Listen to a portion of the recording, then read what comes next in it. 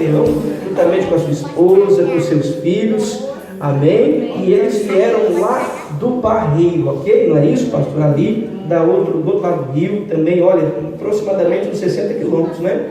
E vieram estar aqui conosco, se dispuseram a estar aqui ministrando a palavra de Deus. E eu louvo a Deus, conheci o pastor Gideão já há um pouco tempo, né? Muito recente, ainda estamos ainda nos conhecendo. E eu já tenho assim visto o ministério dele, já tenho pesquisado e tenho visto que Deus tem usado a vida dele de uma forma poderosa. E ele não está pastoreando aqui em Portugal, porque ele está fazendo um trabalho muito lindo. É um trabalho, né, pastor? Ele vai estar falando aqui mais sobre isso, de apoio às igrejas, ok? E através das ministrações dele, muitas igrejas dentro da Europa têm sido edificadas, têm sido abençoadas. Eu fico muito feliz por esta oportunidade de ter o pastor Gideão aqui, juntamente com a sua esposa, que também é adoradora, amém? Glória, louva a Deus, né? Já vi lá, já adora a Deus, louva a Deus, os filhos, que Deus possa abençoar a vida de vocês, amém? Eu quero que a igreja dê uma salva de palmas assim, bem forte, bem calorosa, para a pastora Anabela, para a Deus, para a família, para todos que visitam pela primeira vez. Deus abençoe. Quero chamar o pastor Gideão, por favor, pastor. Glória a Deus. Em primeiro lugar, eu quero agradecer a Deus pela oportunidade de estarmos aqui em Cascais, ou como diz os portugueses, em Cascais, né? Cascais. E poder conhecer mais esta igreja. Como o pastor Marcos disse, nós estamos nos conhecendo, né? E hoje estamos conhecendo a igreja, né? Já tínhamos conhecido o pastor e a família, e agora estamos conhecendo a igreja. E eu tenho certeza que o pastor Marcos pesquisou, orou, buscou a Deus. Amém. Porque hoje você abrir o altar da igreja, o púlpito da igreja, é um risco nos dias atuais que nós estamos vivendo.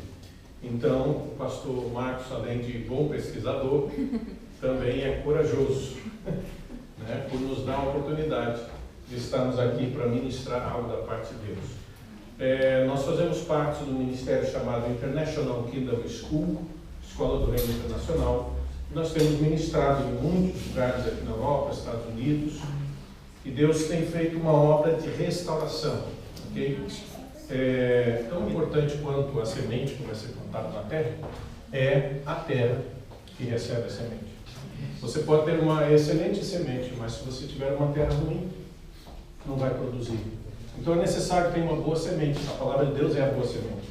Mas é também necessário que o coração esteja preparado, a terra esteja preparada para receber a semente. Eu sei que vocês se prepararam para viver esses 3 dias, e eu tenho certeza que Deus vai honrar vocês nesses 3 dias, pelo coração aberto, pela disposição de estar aqui uma sexta-feira, um sábado, um domingo, para poder receber aquilo que Deus tem para a vida de vocês. E com certeza Deus vai surpreender você nesses 3 dias. Pai, em nome de Jesus, nós cremos que o Senhor está neste lugar.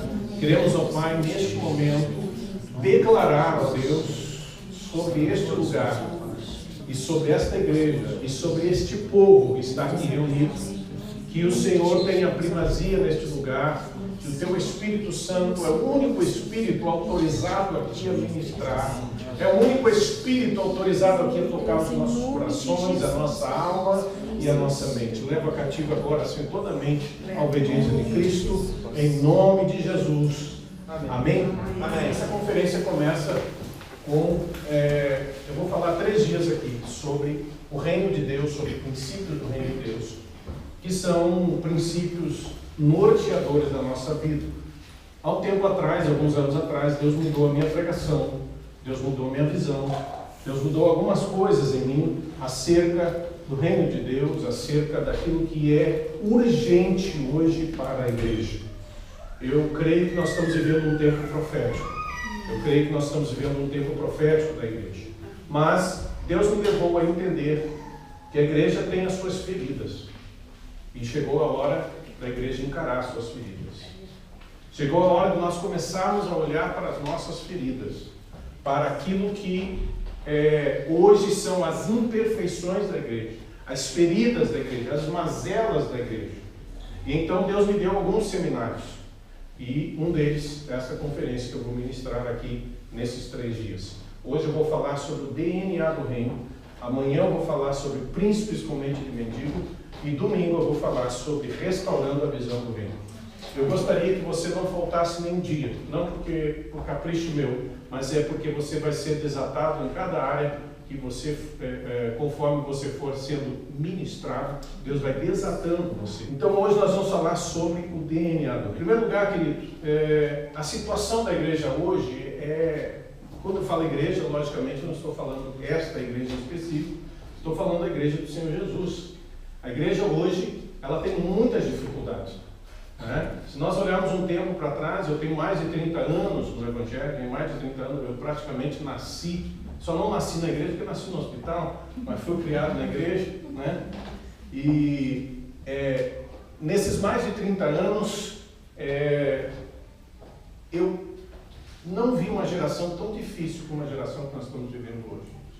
Talvez seja, pelo menos no tempo que eu tenho vivido, e tudo que eu conheço de igreja, de evangelho, talvez seja a pior geração que eu tenha visto ao longo da história em relação a algumas coisas que está faltando à igreja. Se nós olharmos para o passado, nós vamos ver que a igreja evoluiu. Hoje nós temos equipamento, hoje nós temos cadeiras estofadas, hoje nós temos som de qualidade, hoje nós temos uma banda como essa, que ministrou aqui, pastora Ana Bela, prazer em conhecê-la. Então nós temos hoje uma série de coisas que foi evoluindo ao longo do tempo, porém nós perdemos outras tantas coisas. E nós temos que encarar isso. Você está aqui hoje para encarar as suas feridas. Fica para o irmão que está do seu lado, você vai ter que encarar as suas feridas. As feridas aí. Eu pedi para a irmã lá botar um cadeado na porta, não vai sair ninguém. Estou brincando. Nós temos que encarar aquilo, porque se nós não encararmos, o diabo vai continuar destruindo a igreja do Senhor. Nós precisamos tomar uma posição. Amém? Amém. Glória a Deus. Então, a situação da igreja hoje nos leva a entender que há algumas feridas. Eu quero citar algumas feridas aqui. A traição. Repita comigo, traição. Traição. Irmão, o que nós estamos vendo de traição dentro da igreja é uma coisa absurda. Desonra. Repita comigo, desonra. Desonra. Deslealdade. Infidelidade. Rebelião. Ingratidão. Isso são apenas algumas das feridas da igreja hoje. Coisas que não era para acontecer dentro da igreja, daqueles que foram lavados, remidos no sangue do corpo. Todo mundo sabe que a igreja é um hospital. Quem vem à igreja, ela vem para ser curada. Não para ficar doente, não para permanecer doente, mas para ser curado. Então é inadmissível que alguém que venha à igreja, ou alguém que venha fazer parte da igreja, porque a igreja somos nós, somos o corpo de Cristo, recebendo a palavra que recebemos, a unção que recebemos, o Espírito que nós temos, o Deus que nós temos, e continuarmos doentes, continuarmos apresentando algumas sequelas, alguns sintomas de que o corpo está enfermo. E alguns desses sintomas são a traição, a desonra, a deslealdade, a infidelidade, a rebelião, uma série de coisas. Eu tenho encontrado, queridos, pastores desistindo do ministério. Eu tenho encontrado ovelhas que já não querem mais congregar. Aliás, existe um movimento hoje chamado os desigrejados. Alguém conhece? Já ouviu falar? Na verdade, os desigrejados sempre existiram, mas antigamente tinha um outro nome, chamado-se desviado. Hoje é desigrejado. Que em boa parte dessas pessoas são pessoas feridas, machucadas com a igreja. Outra parte é porque são realmente rebeldes e não querem se sujeitar a nenhum tipo de autoridade, não querem congregar, não querem suportar a dificuldade dos irmãos, tem dificuldade em relacionamento. Então há uma parte que não quer realmente congregar, mas há outra que tem muitas machucadas, muitas feridas, inclusive pastores, líderes. Eu encontrei agora nos Estados Unidos pastores da minha época, que quando eu morei lá nos anos 90, de 99 a 2003, encontrei pastores que desistiram do ministério. Hoje estão ricos, mas perderam o ministério. Hoje têm uma condição financeira muito boa, mas perderam a família. Pessoas que tinham promessa de Deus, mas que foram, ao longo do tempo, sendo contaminados. Eu encontrei aqui em Paris um pastor que eu fui ministrar um dia, estava passando por Paris, ministrei em algumas igrejas, ministrei na igreja dele. E ao final da administração ele disse para mim que queria passar a igreja para alguém. Perguntou se eu não queria assumir a igreja dele. Eu disse, não pastor, não vim aqui para assumir a sua igreja. Vim aqui para ministrar, mas o que está acontecendo? E aí o casal começaram a conversar e eles começaram a chorar e a contar as coisas que eles estavam passando. Traição, ingratidão, calúnia, difamação, uma série de coisas que levou a eles a tal ponto de já não querer mais pastorear, não querer mais a igreja, não querer mais cuidar de pessoas, tratar de pessoas. E então eu disse a ele, olha, vamos fazer o seguinte, vamos fazer aqui 2 seminários. Eu fiz um seminário, depois voltei lá e fiz outro. Depois de 3 meses nós tínhamos feito o último seminário, aí eu perguntei para ele se ele queria passar a igreja novamente. Ele disse, não quero mais, agora não preciso mais. Porque Deus agiu na vida daquele casal, restaurou aquela congregação, restaurou aquela igreja, e hoje eles estão lá trabalhando, né, guerreando. Não quer dizer que não tiveram outras lutas, com certeza tiveram, mas Deus trabalhou naquele momento, que era o momento que eles precisavam de cura e de restauração. E assim como esse caso que eu estou contando, muitos outros casos existem pela Europa, fora, pelos Estados Unidos, pelo Brasil e pelo mundo.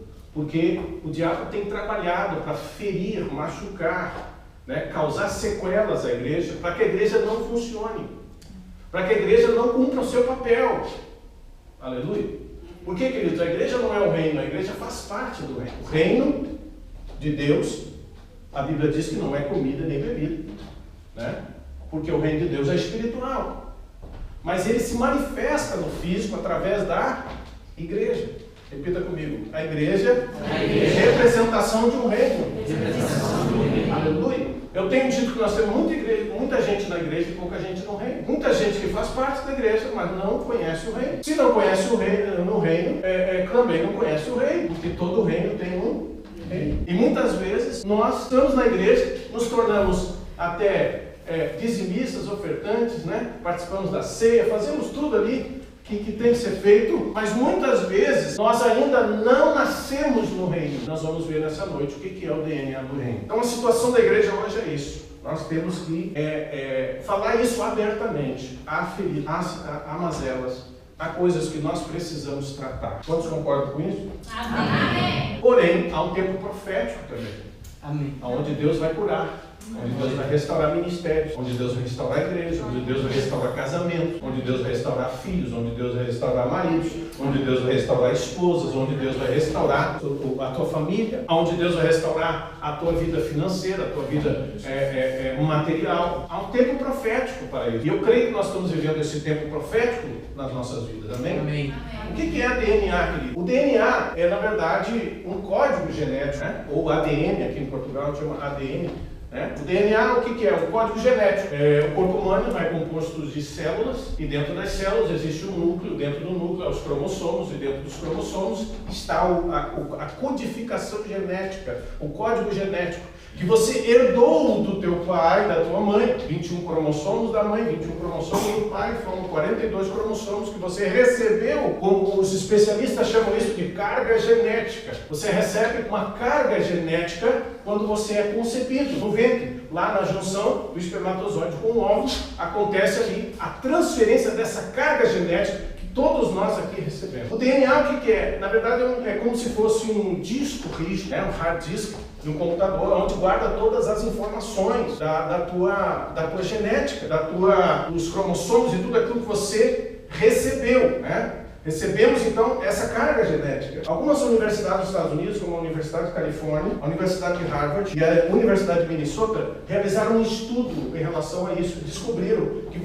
quando você recebe essa carga genética, você não apenas recebe uma carga genética biológica, mas você também recebe também traços da personalidade. Traços da personalidade. Ou seja, que nem lá eu costumo brincar que às vezes se alguém ligar lá em casa e o meu filho atender, vai achar que está falando comigo, porque ele tem a mesma voz que eu. Ele recebeu dentro da carga genética, ele também recebeu traços da minha personalidade. E assim é quando você olha uma criança caminhando, ou um jovem caminhando, você diz, ele caminha igual o pai ou a mãe, né? Tem semelhança, tem, né, da personalidade. Não é só a carga genética, é também uma carga da personalidade, traços da personalidade que você também. E isso é interessante, né? Por quê? Porque quando Deus criou o homem, Deus também estabeleceu isso. A Bíblia diz que Deus fez o homem à sua imagem e semelhança. Deus introduziu também traços da sua personalidade, sim ou não? Sim. Então, essa carga que Adão recebeu, que não foi uma carga genética no sentido de, porque não foi concebido como nós fomos concebidos, ele foi criado, mas quando Deus sopra ali o fôlego de vida, ele recebe também a carga genética de Deus. Amém? Amém. Então, nós precisamos entender isso por quê, querido? Porque o reino de Deus também tem um DNA. Repita comigo, o reino de Deus tem um DNA. Ok? Nós precisamos estar entendendo por quê? Porque eu preciso absorver esse DNA. Eu preciso absorver esse código genético, essa codificação do reino também na minha natureza, para que eu possa o quê? Desfrutar do reino. Porque, irmão, deixa eu dizer uma coisa para você. Se você não faz parte do reino, você não pode desfrutar do reino. Você não pode desfrutar daquilo que você não tem direito. Logo, se eu não nasci no reino ainda, como é que eu vou desfrutar de algo no reino? Eu não faço parte desse reino. Ok? Então, eu não posso desfrutar de algo que eu não recebi legitimamente. Ou seja, qualquer outra coisa fora do direito, do ser legítimo, tem outro nome, chama-se roubo. Não é verdade? Então, você não pode desfrutar de algo roubado, você tem que desfrutar de algo que é seu por direito. Amém? Estão entendendo isso? Amém. E para nós falar sobre isso, não tem como não falar sobre Nicodemos. Abra sua Bíblia, no livro de João, Evangelho de João, no capítulo 3, no versículo 1 ao versículo 8. Nós vamos falar o que é esse novo nascimento que está faltando para muita gente na igreja hoje.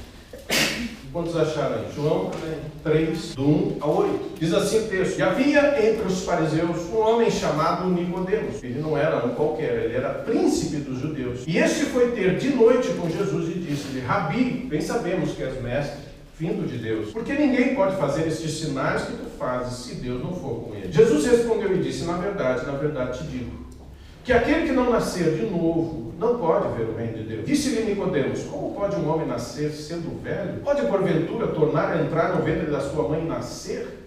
E Jesus respondeu: na verdade te digo, que aquele que não nascer da água e do Espírito não pode, repita o que está escrito aqui, não pode entrar no reino de Deus. O que é nascido da carne é carne, o que é nascido do Espírito é Espírito. Não te maravilha de ter dito: necessário vos é nascer de novo. O vento sopra onde quer e ouves a sua voz, mas não sabe de onde vem, nem para onde vai. Assim é todo aquele que é nascido do Espírito. Amém? Quem era Nicodemos, querido? Um príncipe. Nicodemos não era um qualquer, ele era membro do Sinédrio. O Sinédrio era o equivalente à Suprema Corte. Seria hoje, não sei como é que chama em Portugal, a Suprema Corte. No Brasil seria o Supremo Tribunal Federal. O Sinédrio, a Suprema Corte da época, era formado por vários membros. E um desses membros se chamava Nicodemos. Nicodemos, ele era, e essa corte, que é o Sinédrio, eles tratavam tanto de leis religiosas, quanto a questão das leis religiosas, quanto também das questões de leis civis também. Então eles tratavam várias coisas no Sinédrio. E estava lá no meio um homem chamado Nicodemos. Alguns historiadores, como Flávio José, afirmam que ele é um personagem do Talmud. O que é o Talmud? O Talmud é um compêndio de vários livros históricos de Israel, aonde está lá vários livros, entre eles está um livro chamado Atos de Pilatos. É um livro histórico, não entrou no cânon da Bíblia, porque não foi, na época, considerado um livro inspirado. É um livro chamado Livro Apócrifo, que não foi inspirado, mas não deixa de ser legítimo porque é histórico. Então esse livro, ele retrata, ele foi escrito, segundo Flávio José, por Nicodemos, que na verdade tinha um outro nome, porque Nicodemos na verdade é um nome grego. O nome verdadeiro dele é Nakdimon Ben Gurion. Esse é o nome judaico dele, ou hebraico dele. Este era o homem que estava observando Jesus dentro do Sinédrio. É interessante, se algum dia você quiser ler esse livro de Atos, Atos de Pilatos, é muito interessante porque mostra a visão de um homem que não estava no meio do povo, um homem que estava no Sinédrio olhando para Jesus. Uma coisa era aqueles que andavam Jesus no meio, olhando para Jesus, e outra coisa era um homem da importância de Nicodemos, estando dentro de um sinédrio, olhando a pessoa de Jesus. Você vai ver uma outra ótica diferente, muito interessante. E o que é interessante é que ele, depois, segundo também os historiadores, ele vem a ser batizado. Se batiza depois e se torna um dos discípulos, né? Já não com Cristo, porque Jesus já havia sido morto e ressuscitado, mas com Pedro, João, ele andou com aqueles discípulos da época. Então, ele vai procurar Jesus de noite, porque ele estava observando Jesus. E tanto é que ele chega para Jesus e diz: olha, Rabi, mestre, sabemos que és mestre vindo da parte de Deus. Quer dizer, ele sabia quem era Jesus. Porque ninguém pode fazer esses milagres, ninguém pode fazer o que o Senhor faz se Deus não for com ele. Ele estava observando Jesus de longe, estava vendo Jesus lá da posição dele, né, de príncipe, de uma autoridade do Sinédrio, mas ele estava observando que Jesus tinha algo diferente, não tinha em outro lugar. E ele vai de noite conversar com Jesus, buscar em Jesus, quem sabe alguma resposta, quem sabe ele tinha algum questionamento dentro dele. E quando ele está falando, Jesus diz para ele: olha, Nicodemos, necessário é nascer de novo. Por que, querido? Ele está falando com um líder judeu. Ele está falando com alguém que conhecia a lei, conhecia a Torá, conhecia os princípios do reino de Deus, conhecia a palavra de Deus na época. Ele não está falando com qualquer um, ele está falando com alguém que conhece. Então, Jesus fala para ele: te é necessário nascer de novo. Então ele faz a pergunta: mas como eu, sendo velho, vou nascer? Então Jesus usa dois elementos para que ele pudesse entender o que Jesus estava dizendo ali. O primeiro elemento, ele usa o elemento da água. Quando ele fala que é necessário nascer da água e do Espírito, água para Nicodemos, imediatamente ele já entende. Por quê? Porque água, no conceito de todas de todas aquelas cerimônias que eles faziam, que era usado a água, como por exemplo lavar pés, como por exemplo lavar as mãos antes de comer, né? Como, por exemplo, lavar a estola sacerdotal tinha que ser lavada, né? Então, havia várias cerimônias que incluíam água. Então, quando Jesus fala que é necessário nascer da água, ele já entende do que se trata. Significa o quê? Purificação. Porque a água estava relacionada na tradição judaica com purificação. Então, Nicodemos entende: opa, ele está falando de se purificar. E aí ele fala o quê? Do Espírito. Porque também ele sabia o que se tratava, o Ruach HaKodesh, que é o Espírito. Nascer da água e do Espírito. Então, termina por ali aquela conversa. Nós não vamos ver na Bíblia o decorrer disso, né? Existem alguns relatos, como eu falei, no livro de Atos e do Talmud, que há sequência disso aí. Mas o importante é nós entendermos que Jesus estava falando que para ele entrar no reino era necessário ele nascer de novo. Porque quando ele nascesse de novo, então ele receberia um novo DNA. Que DNA é esse, querido? O DNA do reino, querido. Eu vou falar nessa noite sobre nobreza. Repita comigo: nobreza. Nobreza. A nobreza é o DNA do reino. Irmãos, há muita gente na igreja que não nasceu de novo. Há muitos pastores que não nasceram de novo. Falando aqui, eu sou pastor. Tem muito crente na igreja que não nasceu de novo. Tem muito líder, muito obreiro que não nasceu de novo. Muito ministro de louvor que não nasceu de novo. Músico que não nasceu de novo. E eu lido com música há mais de 28 anos por aí. Sempre lidei com o ministério de louvor, sempre formei ministério de louvor, sempre trabalhei com música. E é uma raça terrível. Uma benção. Estou falando de mim, porque eu sou músico. Porque, irmão, tem muito músico que não nasceu de novo, tem muito crente que não nasceu de novo, tem muito marido que não nasceu de novo, tem muita esposa que não nasceu de novo, continua a mesma carnalidade. Jesus disse: olha, o que é nascido da carne? Carne. O que é nascido do Espírito? É Espírito. Ou você é carnal, ou você é espiritual. E o problema, uma das mazelas da igreja hoje é a carnalidade. Você vê isso quando a igreja é sarada, quando não tem fofoca, quando não tem contenda, quando não tem intrigas, quando não tem essas coisas que é típico de uma igreja carnalizada, de pessoas carnais, pessoas que ainda não nasceram de novo, que não entendem a guerra espiritual, que não entendem a batalha espiritual, que não entendem que Satanás ele age nas regiões celestiais, e o apóstolo Paulo escreve dizendo: a nossa luta não é contra a carne, não é contra o sangue, a nossa luta não é contra o irmão que está sentado do lado de você, a tua luta não é contra o teu marido, contra o teu esposo, contra os teus filhos, a tua luta é contra o principados, potestades, demônios do ar, que estão agindo no teu casamento, na tua família, na tua própria vida. É por aí que nós temos que enxergar. Mas quem não é espiritual é carnal. E esse é o grande problema da igreja hoje. Ela não nasceu de novo. Estou falando em tese, geralmente. Mas quando nascemos de novo, recebemos então um DNA. E aí nós somos chamados. Repita comigo, chamados. Isaías capítulo 32, versículo 8, um versículo muito interessante. Se você quiser abrir, você pode abrir. Diz assim: mas o nobre projeta coisas nobres, e pela sua nobreza está em pé. Repita comigo, o nobre projeta coisas nobres, pela sua nobreza está em pé. Ok? Nobres projetam coisas nobres. Espirituais projetam coisas espirituais.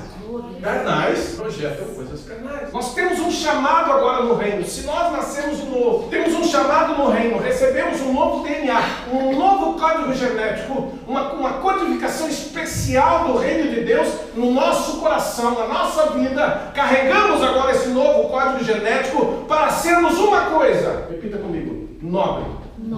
A palavra nobreza, quando nós analisamos, quando vem à mente a palavra nobreza, logo nós pensamos em algumas coisas tipo riqueza, palácio, tapete vermelho, pratarias, ouro, etc. e tal. Não é isso que nos vem à mente? Quando a gente fala a palavra nobreza ou nobre, nos vem à mente isso. Porém, analisando o contexto da palavra nobreza, tanto na Bíblia quanto no próprio português, se você pegar a definição no português de nobreza, você vai encontrar entre as definições uma definição que se chama caráter elevado. Comigo, caráter elevado.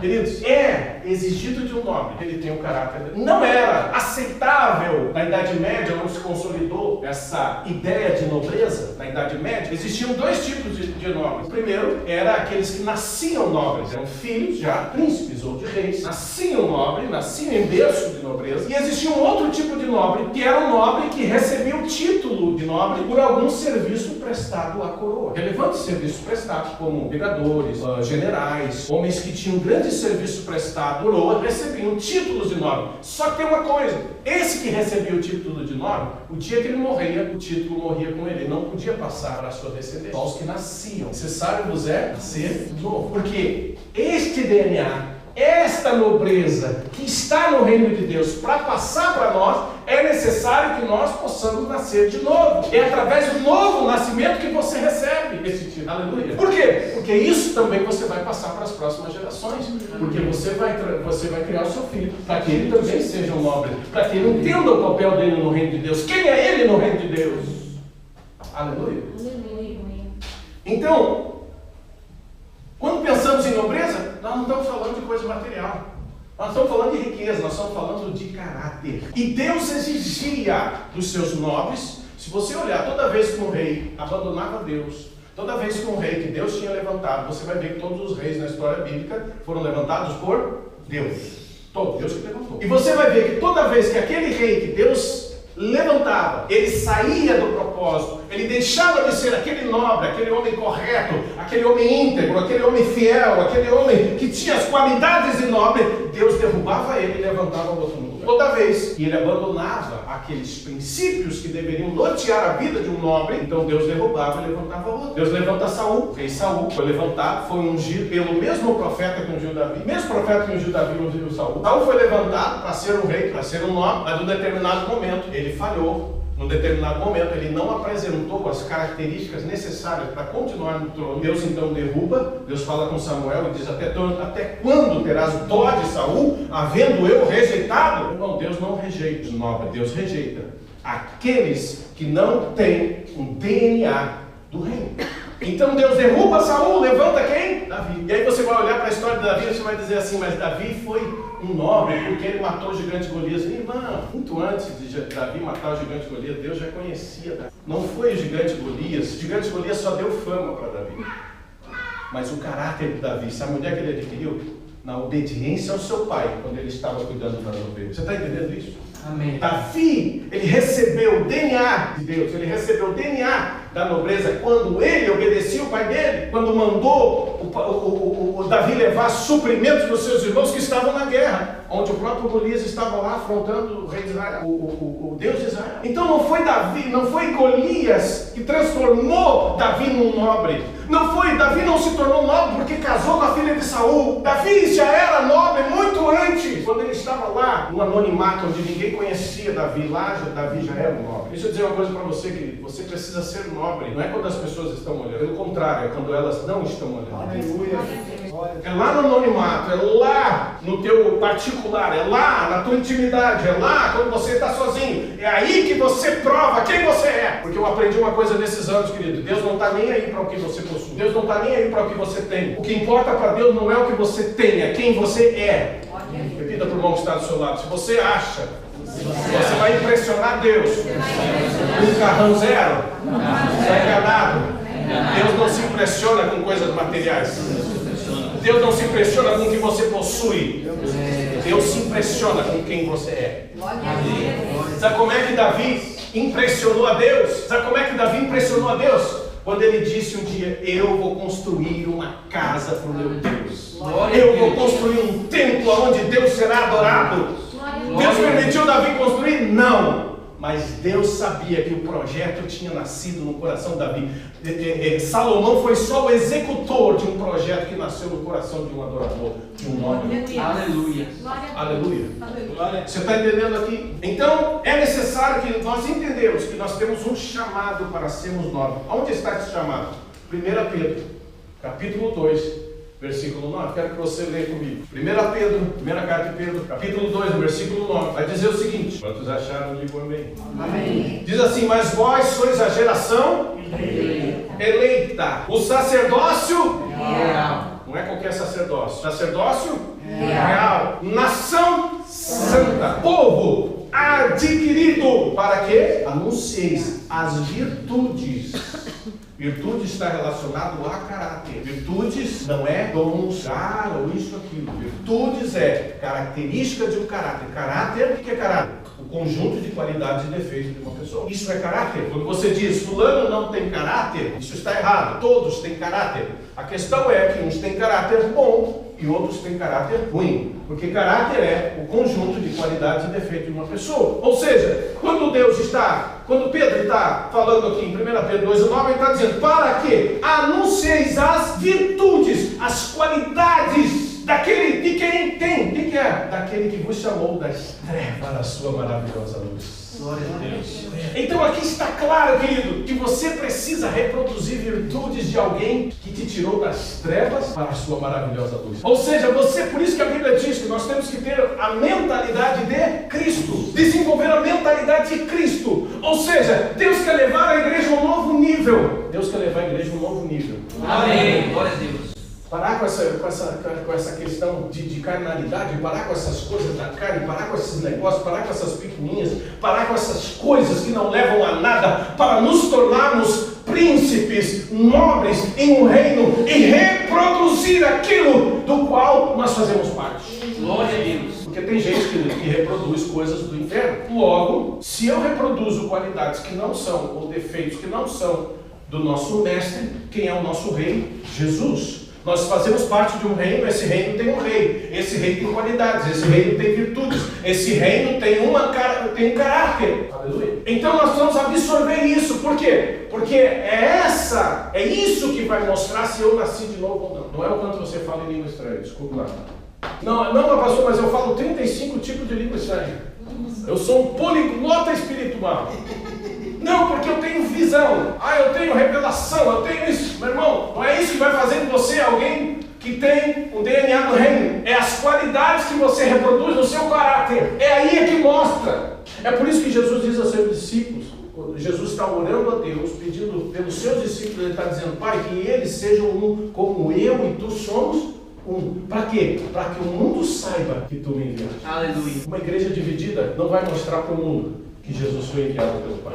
Eu vim para falar verdades. Eu vim para falar coisas que nós estamos vivendo na nossa vida, na igreja, no contexto de igreja, no contexto da nossa vida pessoal, no contexto da nossa vida familiar, no contexto da nossa vida ministerial, que precisam ser tratados. Diga para o irmão que está do seu lado: você não vai dormir direito hoje.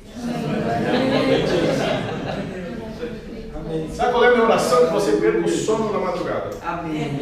Sabe qual é a minha oração? Que Deus sacuda você nessa noite. Sabe qual é a minha oração? Que você entenda que você, como nobre, precisa reproduzir as qualidades, as virtudes de alguém que te chamou. E esse alguém se chama Yeshua HaMashiach.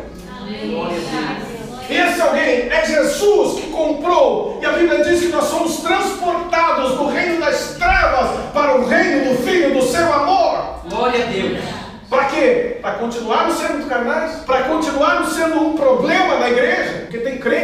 só dá problema. Eu já fui pastor há 11 anos, querido, eu sei que eu estou falando, sou da igreja. 11 anos. Tem crente que dá problema em cima do outro. O pastor tem que estar sempre administrando o problema. É uma carinha feia aqui, é alguém que não cumprimentou ali, é alguém que não gostou do louvor que foi feito, é alguém que achou a palavra do pastor muito dura, é alguém que, eu não gostei da decoração. Irmão, se você andasse como eu ando nas igrejas, eu vejo cada absurdo, eu fico pensando, meu Deus tem que ter muita paciência, Deus tem que ter muita paciência para aguentar alguns indivíduos, Deus tem que ter muita paciência, porque é coisas, criam situações, criam coisas. E sabe o que acontece? A igreja não anda. Dá 2 passos, 3 para. Quando o pastor acha que agora vai, eu já vivi isso. Porque nós precisamos tomar posição de nobre. O nobre projeta coisas nobres. Na vida de um nobre você não vai ver futilidade. Na vida de um nobre você não vai ver essas coisas. Na vida de um nobre tem projetos. O nobre caminha para um alvo. O nobre sabe o que está fazendo, sabe de onde veio e sabe para onde está indo. Glória a Deus. Aleluia. Aleluia. Nobres precisam encarar a sua responsabilidade. Aleluia. Eu me lembro de um momento que eu passei no meu ministério na igreja. Eu fui pastor no Brasil. Minha esposa ela vai lembrar disso. E houve um tempo que se levantou um monte de lobo. Não é lobo. Pensa no lobo daqueles. Sabe o que é lobo? O lobo não é bode, viu? Existe a ovelha, existe o bode, existe o lobo. A ovelha, você já sabe, é aquela que precisa ser direcionada, precisa ser conduzida. Porque a ovelha precisa, é mansa, né? Aí tem o bode, que aqui de volta e meia dá umas... O pastor tem que dar uma, né? Ele quer pular para fora do aprisco, o pastor vai lá, agarra, bota de dentro, até que ele vai avançando, né? Mas tem o lobo. O lobo é aquele que foi enviado, né? A função do lobo é causar prejuízo, destruição no meio do rebanho, destruir as ovelhas. E uma vez eu me deparei com vários, eu fiquei pensando, Deus, orei a Deus, eu disse, Deus, de onde é que vem tanto lobo? Parece que soltaram a matilha e vieram tudo para cá para a igreja. E aí, Deus me deu uma revelação, que o lobo, ele não vem, ele é produzido dentro da própria igreja. Como assim? Receba aí. Meu Deus. Receba esse pepino aí, irmão. Eu fiquei pensando, como é que eu vou resolver esse negócio se está sendo gerado aqui dentro? Aí Deus me levou para a passagem de Nicodemos. Quem é o lobo da ovelha, que não nasce de novo, vira lobo. Toda ovelha que não nasce de novo, vira lobo. Sabe o que acontece, querido? Aonde manifesta o lobo, manifesta destruição. Por isso que o diabo está trabalhando na vida da igreja, porque ele tem dentro da igreja pessoas que não nasceram de novo, estão fazendo a obra do diabo. Essa é uma realidade. Eu vim aqui colocar você diante do espelho, para você ver uma realidade. É uma realidade. E agora o que nós vamos fazer? Podemos ficar contemplando isso, ou podemos tomar uma posição, ou podemos dizer, Deus, eu quero absorver o caráter, eu quero ser um nome. Sabe por quê, querido? Porque para você desfrutar do reino de Deus, quem aqui quer desfrutar do reino de Deus? Amém. Jesus disse o seguinte, uma oração que ele fez, venha a nós o vosso reino. Bom, avivamento não é igreja subindo, é reino descendo. Quando o reino desce na tua casa, desce na tua família, desce no teu negócio. Quando o reino de Deus desce no teu ministério, desce na tua chamada. Quando o reino desce na vida dos teus filhos. Quando o reino desce no teu casamento. Quando o reino de Deus se manifesta-se a justiça de Deus. Amém. Sabe que a palavra justiça no hebraico significa tzedek. A palavra tzedek significa, entre outras coisas, ordenar, organizar, colocar todas as coisas no seu devido lugar. Aleluia. Quando o reino de Deus se manifesta a justiça de Deus, Deus começa a organizar a sua vida. Aleluia. Deus começa a organizar a tua casa. Deus começa a organizar teus negócios. Deus começa a colocar em ordem aquilo que estava em desordem. Aleluia. Repita para o irmão que está do seu lado, a manifestação do reino de Deus é a tzedek de Deus, a justiça de Deus, que vai colocar as coisas no seu devido lugar. Aleluia! Aleluia! E aí vai acontecer uma coisa, querido, fidelidade. Repita comigo, fidelidade. Lealdade. Honra. Gratidão. Sinceridade. Integridade. São qualidades que os carnais não possuem. São qualidades que os nobres. A coisa mais horrível que eu vejo hoje é quando a igreja faz alguma coisa por alguém, ou quando o pastor ajuda alguém, ou quando você, como irmão, ajuda alguém, você estende a mão para alguém, você vai lá, compra a briga de alguém, compra a guerra de alguém, você vai lá e a pessoa começa a mudar, e ela vai crescendo, e daqui a pouco você olha, puxa, ela chegou aqui, parecia um mendigo, parecia um pedinte, e agora olha só, está bem trajado, está bem arrumado, tem emprego, tem trabalho, tá? Deus está abençoando, e essa pessoa vira as costas e vai embora, e muitas vezes sai falando mal. Isso, irmão, é a manifestação de um caráter ruim. não é nobre. Isso é um caráter ruim, que não pertence ao reino de Deus. E nós estamos vivendo isso. Sei que aqui, você deve ter vivido isso, eu vejo isso em todo lugar que eu vou. Nós precisamos parar com isso, nós precisamos começar a entender Deus. Deus, Ele exige de nós que nós possamos ter um caráter dele. Amém. A mente de Cristo, a mente de Cristo. Aleluia. Então nós vamos ver alguns exemplos aqui de nós. Davi e Mefibosete. Quando você vê a história de Davi e Mefibosete, olha para mim, já tinha morrido, Jonatas tinha morrido, Saul tinha morrido, e Davi está reinando agora. Davi é o rei. E daí, em um determinado tempo, Davi fala para o seu servo e diz: olha, por acaso sobrou alguém da família de Saul para que eu possa ser benevolente, mostrar gratidão, que são qualidades de um nobre? Aí alguém disse assim: olha, tem um rapaz, na verdade se chama Mefibosete, tem aleijado. A história diz, a Bíblia diz, quando estava às pressas saindo, parece que a ama caiu no chão e acabou ficando aleijado. Davi manda chamar Mefibosete, mas ele não manda chamar Mefibosete e deixa lá. Ele manda chamar Mefibosete e coloca ele na mesa do rei. Alguns dizem que Mefibosete estava em Lodebar. Alguns dizem que era a terra do esquecimento. Eu nunca achei isso na Bíblia, mas tudo bem. Estava lá Mefibosete na terra do esquecimento. Vamos dizer que ele estava esquecido. Deus faz através de Davi. Davi lembra de Mefibosete. E sabe por que ele lembra? Porque ele tinha uma dívida de gratidão com quem? Com Jonatas, que era pai de Mefibosete. Dívida de? Não. Se fosse outro, ia lembrar de Mefibosete? Sou rei, tenho meu palácio, estou comendo do bom do melhor, tenho as esposas que eu quiser, tenho tudo que eu quero. Vou lembrar de Mefibosete, um aleijado, camarada que tem deficiência. Sabe que um nobre, ele nunca esquece quem um dia lhe estendeu a mão. Aleluia. Um nobre nunca esquece quem um dia lhe estendeu a mão. Você, irmão, alguém que estendeu a mão para você algum dia, nunca esquece, seja quem for. Deus usa até ímpio para estender a mão para nós. Lembre, ore, o dia que você puder, agradeça. O dia que você puder, recompense. Deus trabalha com a lei da recompensa. Isso é nobre. Davi e Saul, Davi lá na caverna de Adulão, chamada caverna de Adulão. Saul perseguindo Davi para matar. E Saul já tinha tentado matar Davi várias vezes, não tinha conseguido. Agora ele entra na caverna onde está Davi com seus homens. Davi olha de longe, ele ficou quietinho. Saul deitou para dormir, todo mundo dormindo, ele foi lá, cortou um pedaço da capa. Outro dia de manhã, Saul levanta, vem do esposo, vamos procurar Davi, vamos matar Davi. Daqui a pouco Davi lá de dentro. Ei, está vendo aqui? Está faltando um pedaço da capa. Se fosse outro, não tinha cortado um pedaço da capa. Tinha cortado o pescoço. Porque Saul era seu inimigo, ou pelo menos Saul achava. Davi era inimigo. Mas sabe o que Davi faz? Davi mostra que ele poderia ter feito, mas ele não fez, porque a autoridade constitui. Irmão, eu sempre digo uma coisa que nós precisamos pensar. Às vezes, eu sou pastor, eu tenho defeitos, o pastor Marcos tem defeito, todo líder tem. Se você quiser achar defeito, você vai achar. Todo líder. Mas isso não te autoriza a caluniar, difamar, falar mal. Isso não te autoriza a tocar naquilo que é de Deus. Porque a autoridade que é revestida, autoridade é um revestimento. O que é autoridade? Isso, aqui já entrei já na outra parte de outro seminário. O que é autoridade? Quando você está, quem é que é motorista? Quem é que é condutor? Dirige carro. Pouco motorista. Você está conduzindo seu carro e alguém lá na frente faz assim, ou apita, faz assim, para você parar. Você para? Por quê? Porque é um policial. Mas o que mostra que ele é um policial? Porque ele está fardado. Está vestido como policial. Porque você não conhece ele, não sabe quem ele é. Mas você para porque ele está revestido de uma autoridade. Isso é a autoridade que nós recebemos de Deus. Nós somos revestidos de uma autoridade. Então, quando você respeita, quando você honra, quando você tem gratidão, quando você manifesta essas qualidades, essas virtudes de um nobre, você não está valorizando apenas a pessoa, você está valorizando o revestimento de autoridade que está sobre ela. Você está dizendo: Deus, eu respeito a tua autoridade. Mas aí você vai olhar para o líder e você vai ver defeito. Você vai olhar para as autoridades e você vai ver defeito. Mas não compete a nós fazer justiça ou mudar quem quer que seja. Compete a nós respeitar, honrar, se submeter, porque nós sabemos que toda autoridade é constituída por Deus. Deus trata com autoridade. Deus trata. E nós vemos na Bíblia Deus tratando com muitas autoridades. O que eu falei aqui? Quando o rei saía fora do propósito, o que Deus fazia? O dia, amados, que eu não cumpri meu propósito, o dia que eu sair da visão de Deus, o dia que eu abandonar aquilo que Deus quer que eu faça, aquilo que Deus quer que eu seja, você acha que Deus não vai levantar outro? Vai fazer assim, Gideão, sim, vai para lá. Levanta outro. Não tem, meu irmão. Com Deus não tem esse negócio. Se Deus quiser, Ele derruba o fogo. Deus abate o soberbo, Deus levanta quem Ele quer, Deus exalta quem Ele quer, porque Ele é Deus.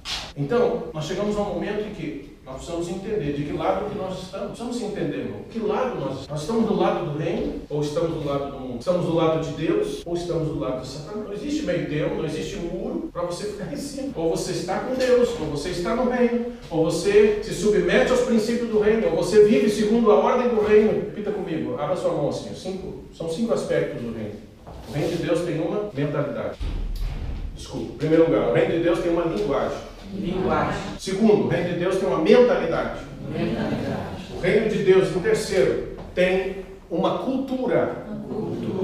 O reino de Deus, em quarto, tem uma constituição com leis e princípios. E o reino de Deus tem governo. São 5 aspectos do reino de Deus que nós precisamos entender. Porque se eu faço parte do reino de Deus, logo eu estou sob um governo.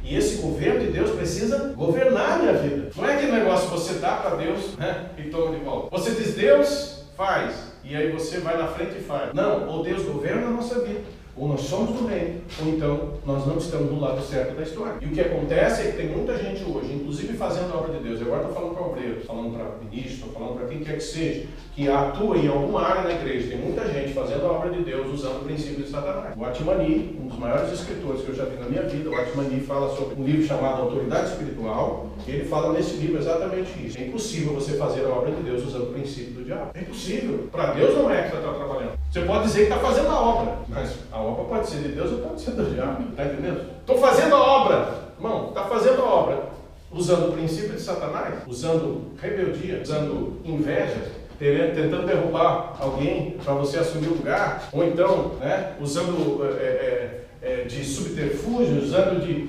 recursos humanos, usando de carnalidade. Não, isso não é obra. Isso pode ser qualquer outra obra, menos de Deus. Amém? Amém. Então, nós chegamos a um momento onde nós precisamos pensar.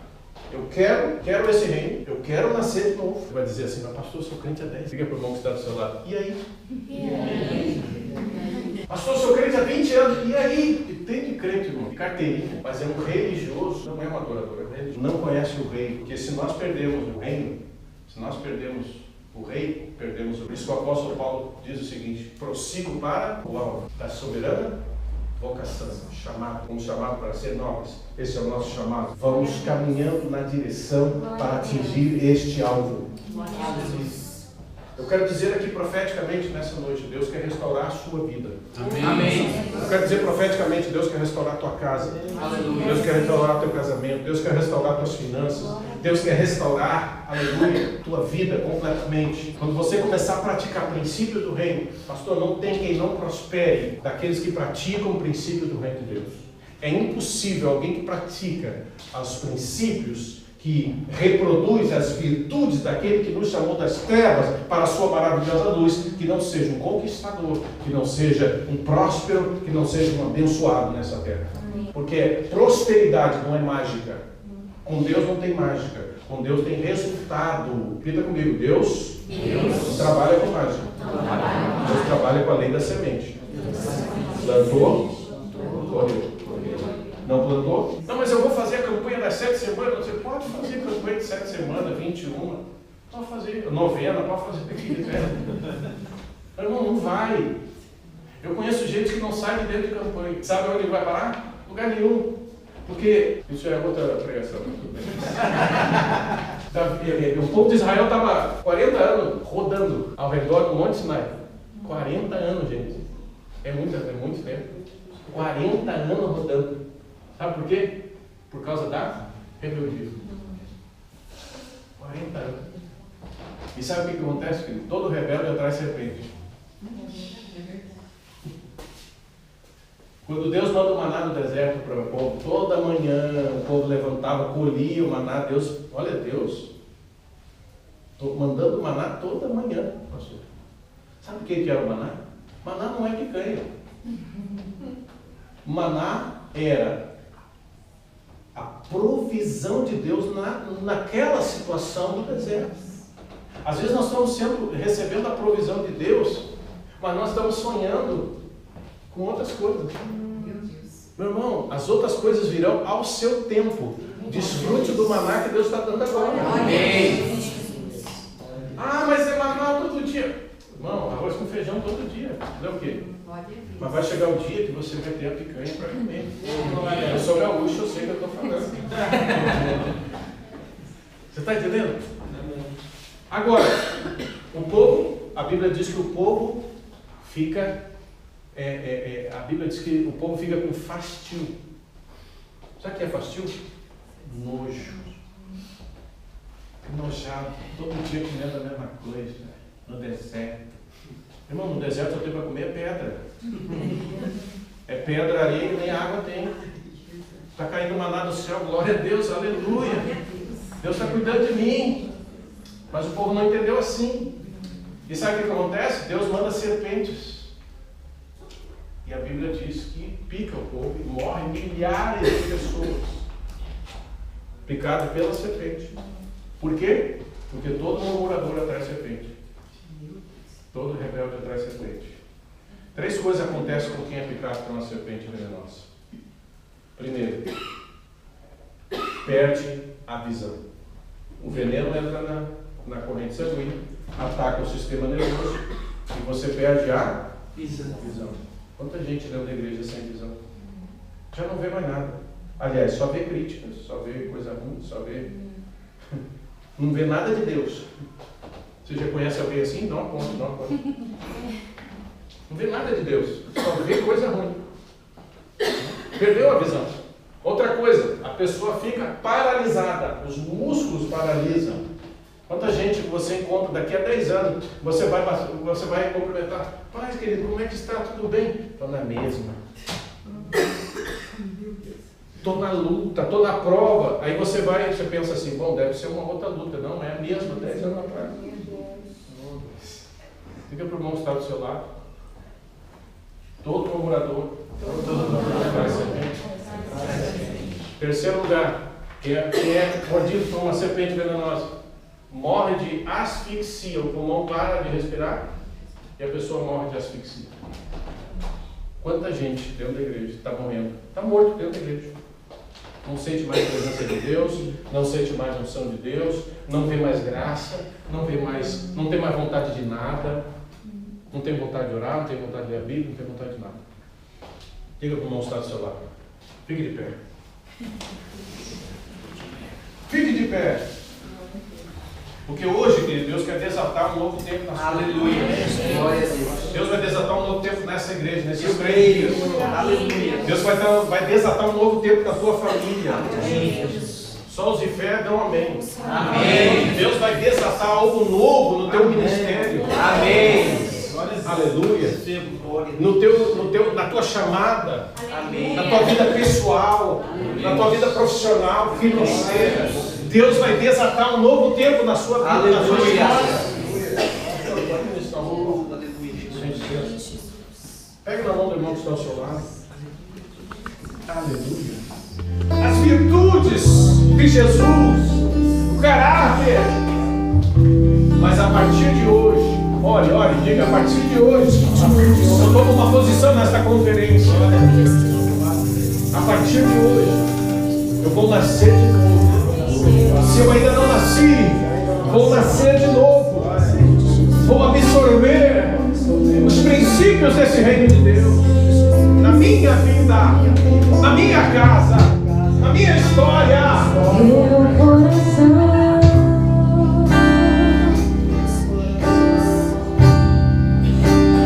quer tua presença, Jesus. Quem quer fazer uma aliança com Jesus hoje? Quem quer fazer uma aliança neste reino hoje? Você vai dizer, Deus, até hoje eu não consegui manifestar o caráter de nós, mas a partir de hoje eu tomo uma posição. Quem quer? Vem à frente, eu quero orar por você. E vem neste lugar,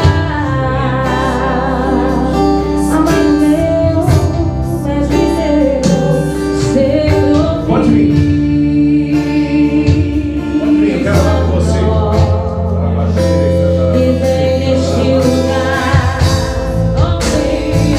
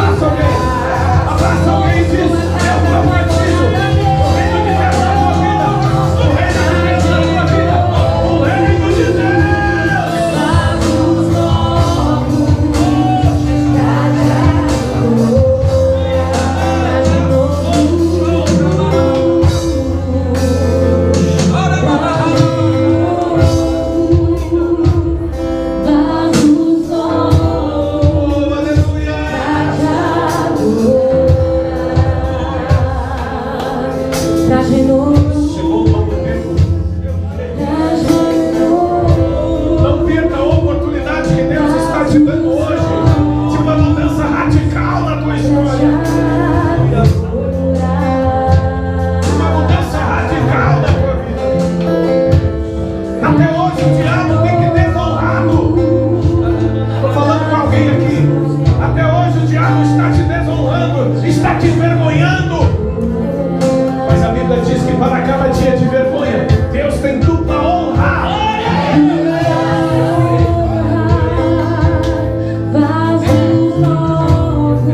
Deus está virando uma chave na tua vida. Deus está virando uma chave na tua história. Chega de ser envergonhado. Chega de viver de migalhas. Deus levanta uma geração que vai viver na nobreza, que vai viver sentado à mesa do rei. Só os que creem adorem.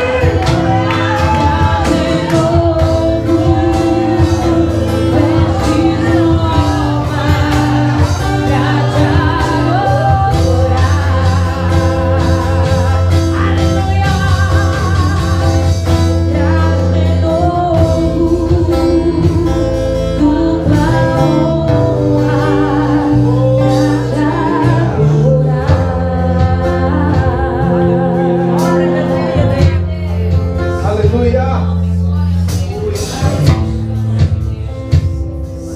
Eu estou falando com alguém aqui nessa noite que o diabo tem acusado você de alguma coisa que você fez no passado.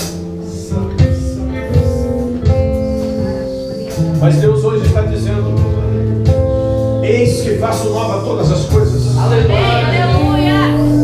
Você não entendeu? Deus está dizendo: eis que faço nova todas as coisas. Não deixe que o diabo te acuse. Diga: Deus, a partir de hoje, o diabo não vai mais me acusar. Porque eu tomei uma posição. Eu recebi um DNA. Aleluia. Glória a Deus. E quem é nobre, querido? É nobre. Quem é nobre? Vive no palácio. Quem é nobre? Vive no reino. Quem é nobre? Vive praticando a nobreza. Diga: eu vou praticar a nobreza. Em todas as áreas da minha vida. Amém? Obrigado, pastor. Obrigado, pessoal que me apoiou aqui. Obrigado. Eu queria dizer que eu vou estar ali no final, se você quiser nos abençoar de alguma forma. Eu vou estar ali. O pastor também acho que vai estar ali, tem o material dela também. Ajude aí, coopere, amém? Deus abençoe, pastor Marcos. Desculpe aí alguma coisa. Irmãos, está só começando, viu? Amém. Isso aqui é só o cafezinho, o aperitivo. Amanhã vai ter mais. Amém? E domingo mais também. Deus abençoe você. Glória a Jesus. Você pode aplaudir o Senhor Jesus, amém? Glória a Deus. Glória a Deus. Todos foram abençoados nesta noite. Glória a Deus. Eu senti assim mover de Deus. Quebrantamento de Deus sobre este lugar. E é interessante porque Deus ele se manifesta de várias formas. E às vezes você espera que Deus vai se manifestar de uma forma estrondosa, não é? E aí Deus vem em silêncio, na calmaria. Então fique atento, fique ligado àquilo que Deus está promovendo neste lugar. Amém? O nosso intuito com esta conferência é trazer crescimento, restauração, amadurecimento para a sua vida cristã. Tem muitos congressos que eu já participei, conferências, e o culto era tremendo, gente pulava, olha, rodava no mistério, um negócio assim, sabe? E aí a pessoa sai da igreja, não sabia nem que tinha pregado. Essa conferência é para que você saia daqui mudado, transformado. E eu louvo a Deus pela vida do pastor Gideão, toda a sua família, amém, por ter sido usado. O José está aqui conosco 3 dias, sair da sua casa, deixar os seus afazeres, estar aqui conosco sendo instrumento do canal de Deus para nos abençoar. Amém? Glória a Deus. Vamos dar um aplauso ao Senhor Jesus pela vida do pastor Gideão, da sua esposa, de toda a sua família. Glória a Deus. Glória a Deus. E também agradecer a pastora Anabela. Amém? Agradecer a vida do nosso bispo Rogério Rocha, ela que está aqui representando a nossa sede. Amém? Deus abençoe a vossa vida. E é uma alegria, viu? e tem que voltar mais vezes. Para adorar, para pregar, para deixar Deus usar a vossa vida. Amém? Glória ao Senhor Jesus.